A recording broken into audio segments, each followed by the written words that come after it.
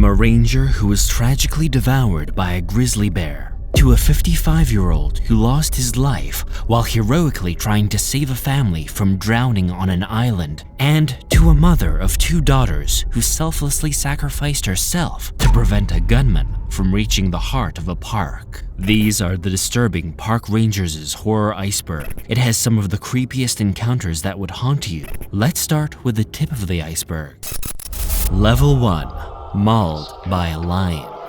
Mike Hodge and his wife Chrissy moved to South Africa 30 years ago to pursue Mike's passion for the magnificent African wildlife, specializing in the most fearsome of all, the mighty African lion. Mike transformed their little oasis in the bush into a sanctuary in less than a decade. Here, injured lions, abandoned cubs, and other wildlife found a permanent home. Many of these animals were so severely injured when rescued that they would never have survived on their own in the wild. Thanks to Mike and Chrissy, these creatures were cared for in spacious enclosures, allowing them to live long, healthy lives close to their natural environments. In May 2018, however, everything took a turn for the worse when Mike found himself in a near-death situation. It all started with Shamba, the largest of Mike's captive lions, becoming the main attraction for everyone. He was found as the lone surviving cub of his litter, likely orphaned after his mother was killed by another predator. Mike and Chrissy cared for Shamba, feeding him from bottles and allowing him to sleep on their laps to comfort him during the nights when he would mourn for his lost siblings and mother. Mike loved entertaining tourists by entering Shamba's enclosure to feed him by hand, proudly demonstrating how the majestic beast enjoyed a gentle scratch behind the ears. Little did he know that this seemingly harmless act would lead to trouble down the line.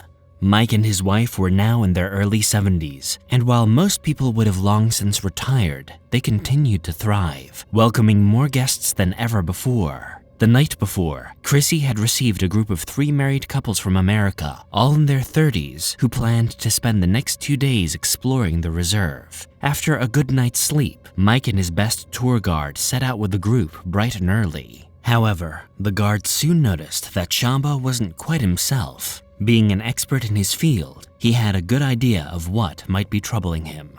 Inside Shamba's enclosure, there was a musk left behind by a badger. Apparently, the ferocious little creature had ventured into the lion's space the night before and left its scent everywhere it could reach. The guard used Shamba's breakfast to keep the lion occupied elsewhere while he tried to track down the badger. But unfortunately, the animal had already scurried off to find someone else to terrorize. He reported this to Mike, but there wasn't much more they could do. They continued their tour with the visitors in an unarmored jeep, spotting various bucks, elephants, and even a herd of zebras. Soon after, the group was taken to the fenced enclosures where the rescue animals stayed. They started with a pair of springbok babies that were being fed milk from handheld bottles. As they walked their way up to the more exotic creatures, they decided to conclude the tour with a visit to Shamba's enclosure, where Mike confidently entered through the high gate. The guard, who had earlier sensed Shamba's discomfort, followed Mike with a rifle slung over his shoulder as per protocol. Meanwhile, the couples had been eagerly anticipating this part of the trip all day. Shamba's reputation was legendary, and Mike's handling of him had been nothing short of awe-inspiring, unlike any other visit they'd experienced.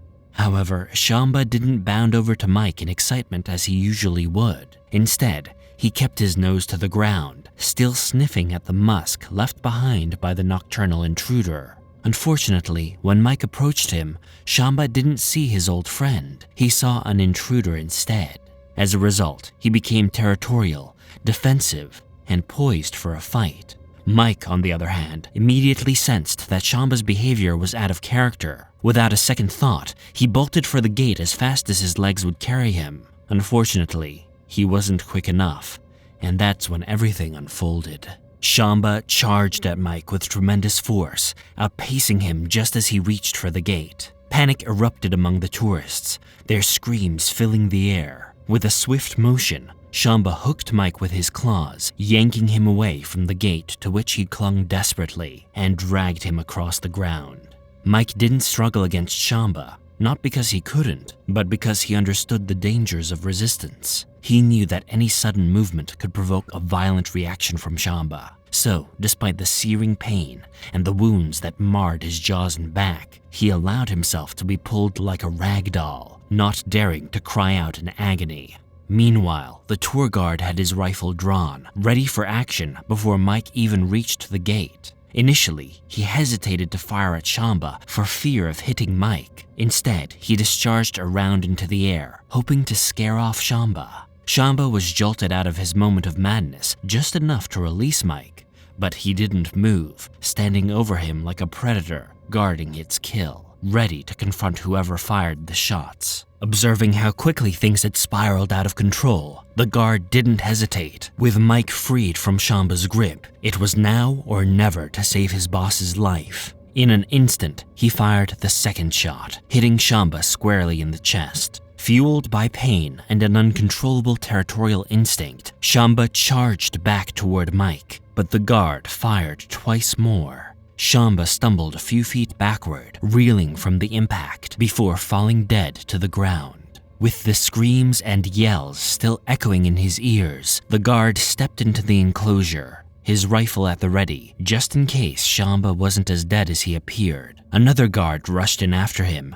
dragging Mike out. Miraculously, Mike was conscious. He even directed his staff on how to call the emergency services and how to evacuate the traumatized tourists. Eventually, Mike was rushed to the hospital, where he underwent surgery and, as always, powered through it all. Besides the broken jaw from being slammed into the metallic gate, he had a dozen scratches, but thankfully, he came out strong. One would think that Mike would call it a day and finally retire, but no. He continued rescuing and raising the predators that had nearly taken his life. Despite how everything went down, they still mourned the loss of Shamba. Having watched him grow up before their very eyes, they understood better than anyone that a wild animal is always just that. Wild. The guard who shot Shamba carried the weight of that decision with him, never quite able to overcome the burden of having taken the life of the king of the jungle.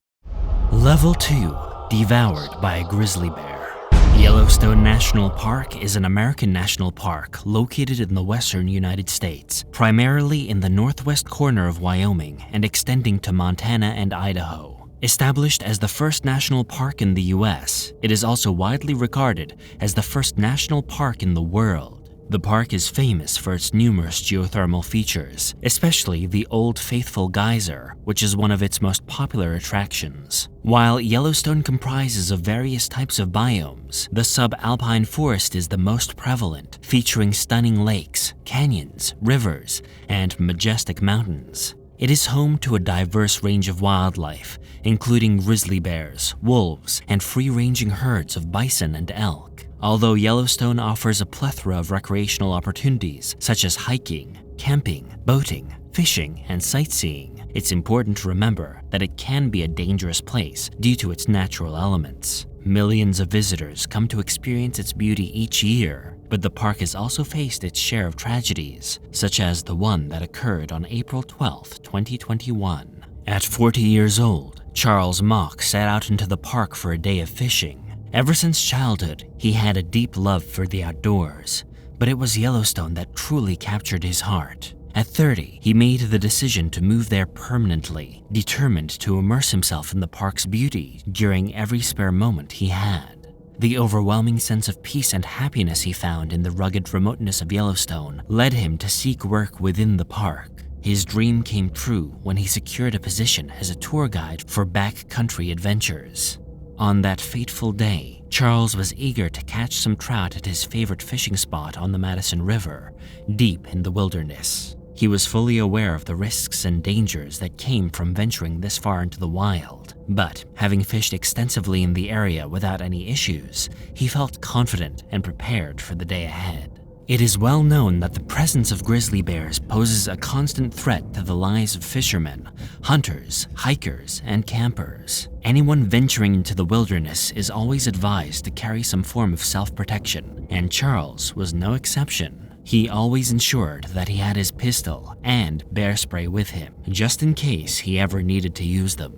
However, after a week of fishing, he felt confident enough to leave his pistol at home and only took his bear spray with him.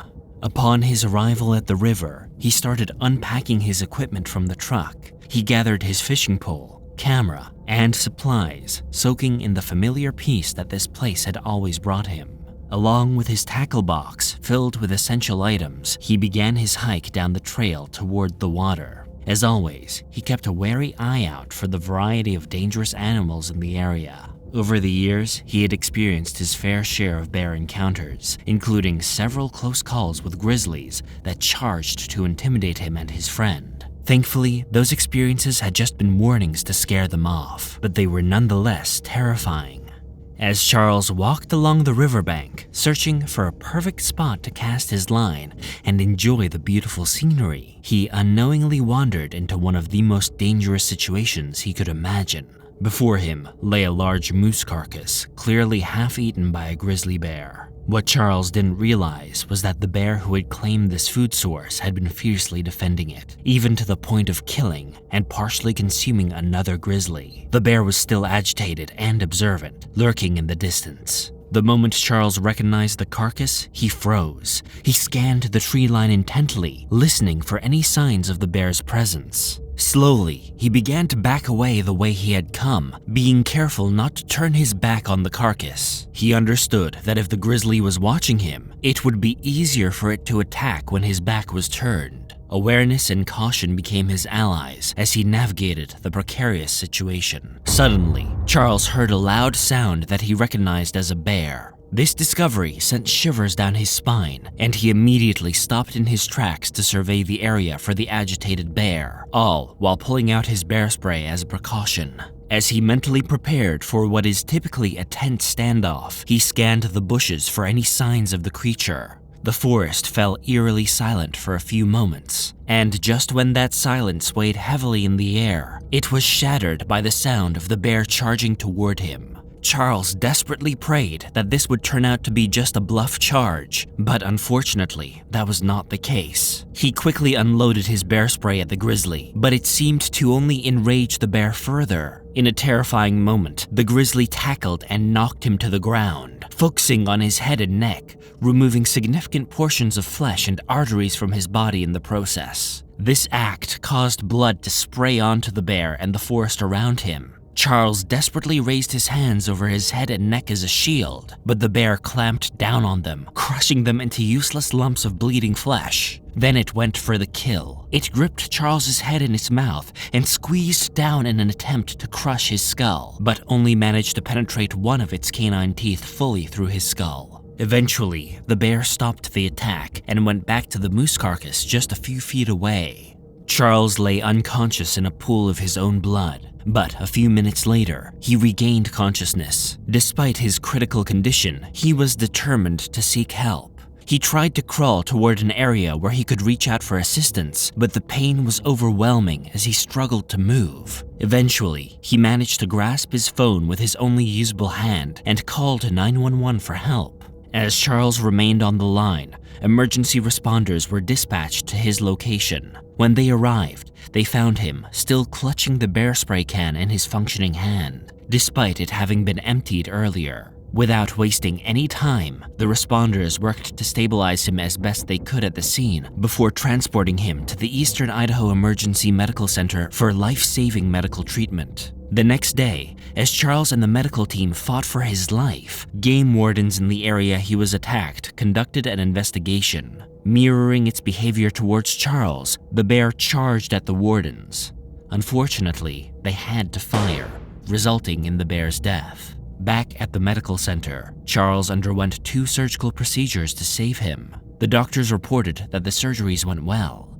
But sadly, within a few days, Charles suffered a severe stroke and ultimately passed away from the trauma caused by the bear attack. In the aftermath, Yellowstone held a memorial service to honor Charles and his family, hosting a private ceremony in his memory. This tragedy is one they will not soon forget.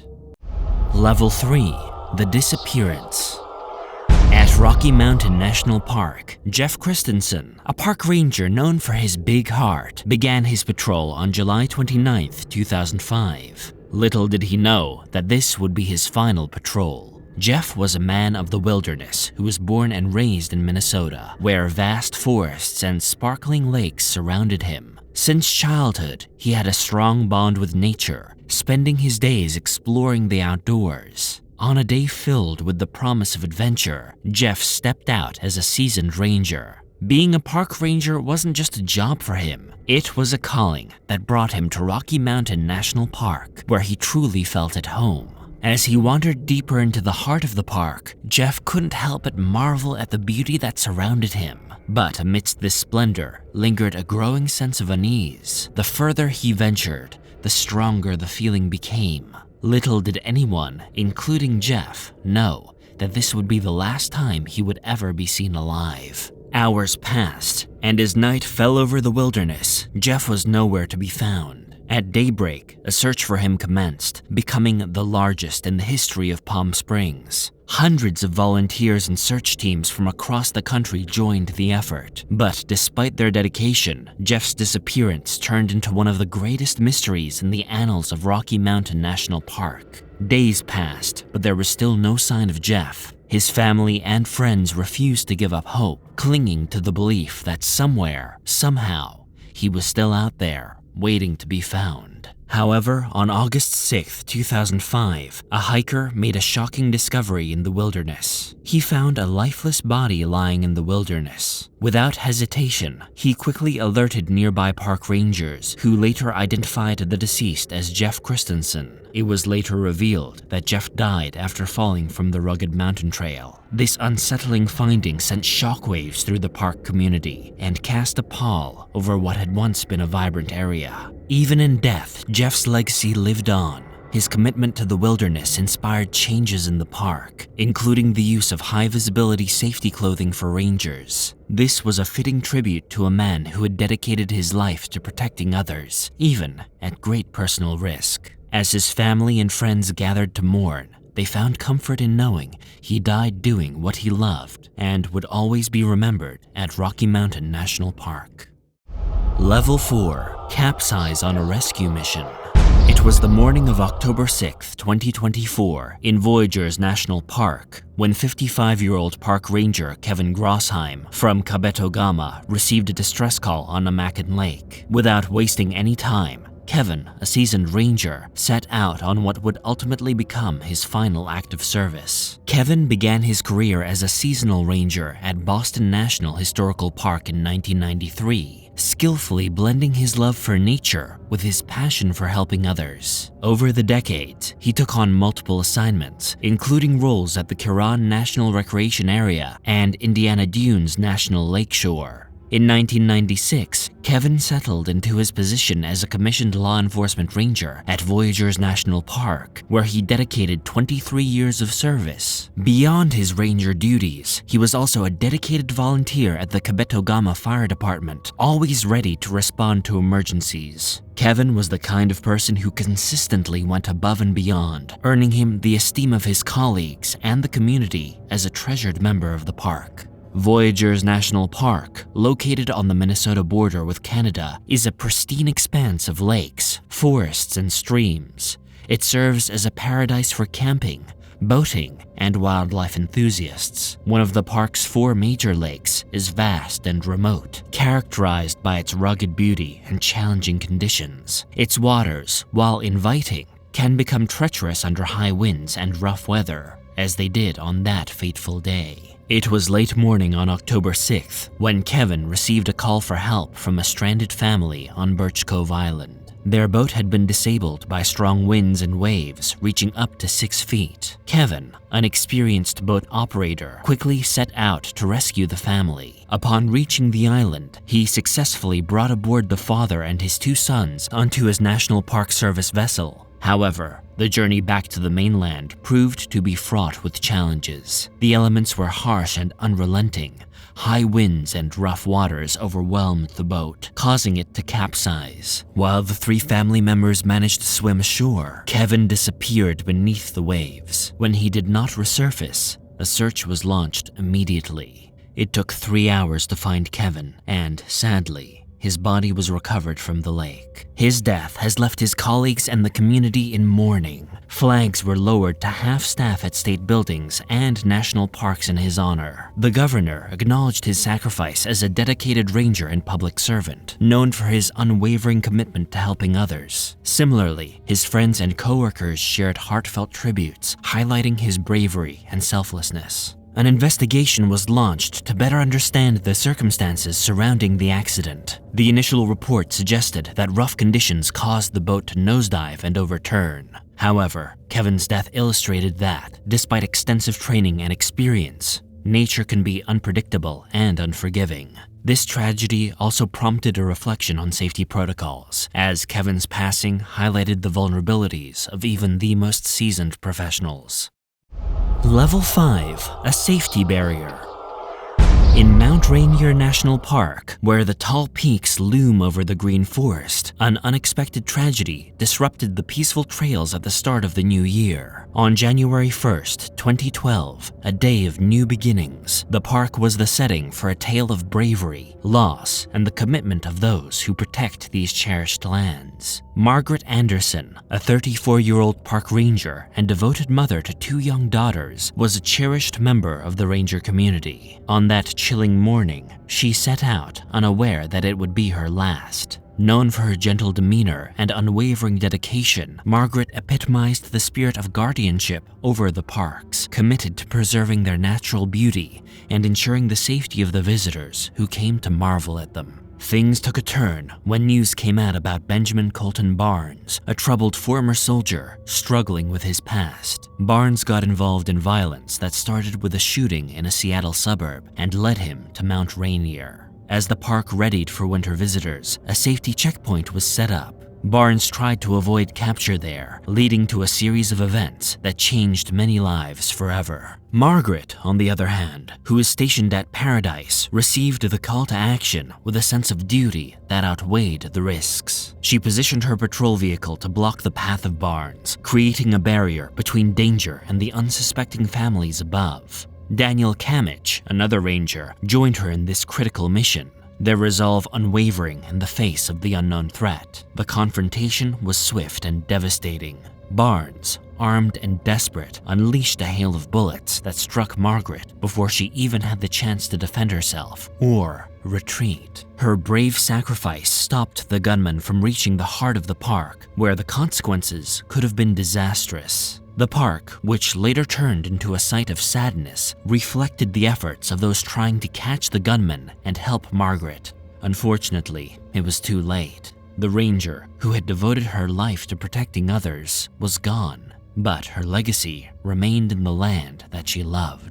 In the days that followed, a massive manhunt unfolded across the rugged terrain as rangers and law enforcement officers pursued Barnes, who had fled into the park's wilderness. Eventually, Barnes's vehicle, which contained weapons and body armor, was located. A few minutes later, he was discovered, but tragically, he was found dead, likely succumbed to the harsh cold of the wilderness. Margaret Anderson's story highlights the risks taken by national park guardians. Her bravery and dedication to Mount Rainier National Park serve as a reminder of the fragility of life and the strength of the human spirit. She courageously protected the natural beauty entrusted to her, especially on that fateful New Year's Day.